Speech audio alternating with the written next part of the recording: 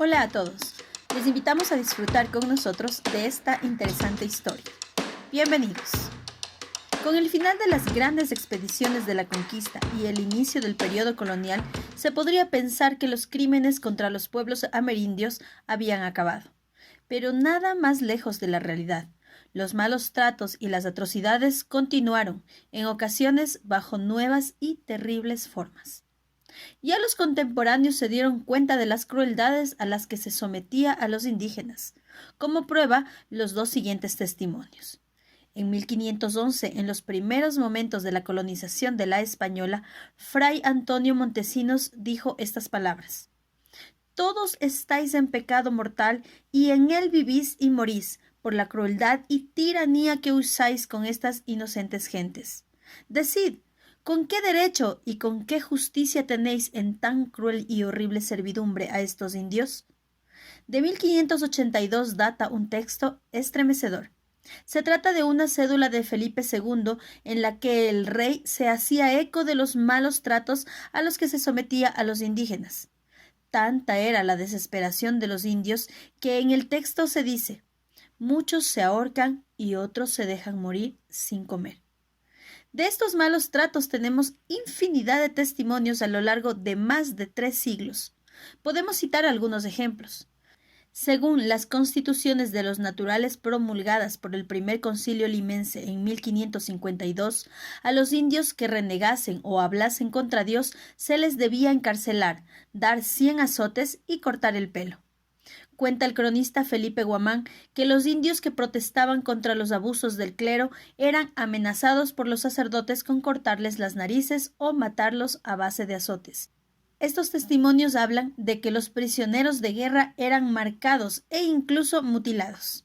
También tenemos noticias de que durante el gobierno de Sebastián de Belalcázar, en Popayán, se llegaron a matar indios, los cuales eran descuartizados y dados a los perros. En Paraguay se sabe que algunos españoles celosos de los indios los mataban, los envenenaban y hasta los castraban.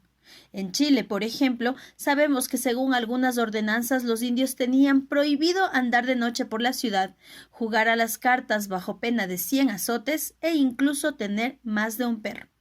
En 1589 sabemos que un español de Tucumán fue condenado a la horca y a ser descuartizado por, entre otras cosas, haber corrompido a 8 muchachas, por haber matado a varios indios, por haber cortado la lengua y los pulgares a otros, cortado el pelo y azotado a muchos más, y haber robado varias indias a sus padres. En 1610 sabemos por una relación que en la ciudad de Talamanca, en el territorio de Guatemala, a unos indios que se negaron a trabajar para los españoles se les cortaron las orejas, se les azotó y se les cortó el pelo, algo que era una gran afrenta para ellos. Aunque este último castigo parece de menor importancia, la legislación indiana nos hace pensar todo lo contrario.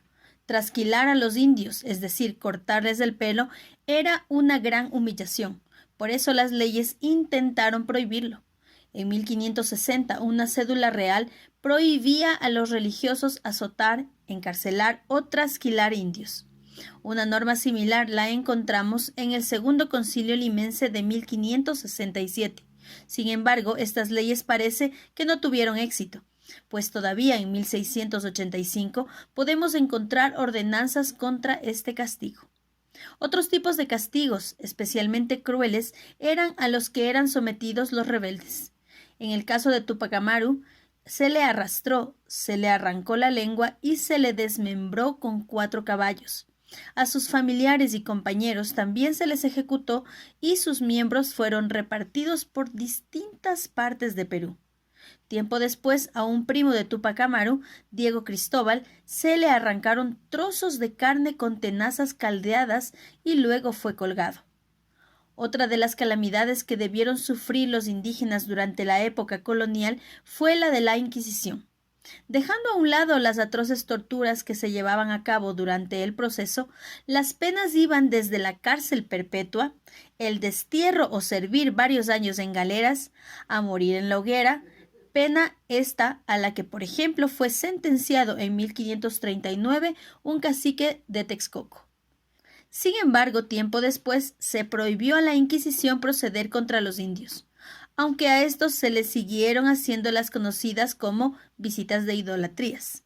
Los que no quedaron fuera de la jurisdicción de la Inquisición fueron mestizos, mulatos y negros. Los negros, especialmente los esclavos, también sufrieron la barbarie española.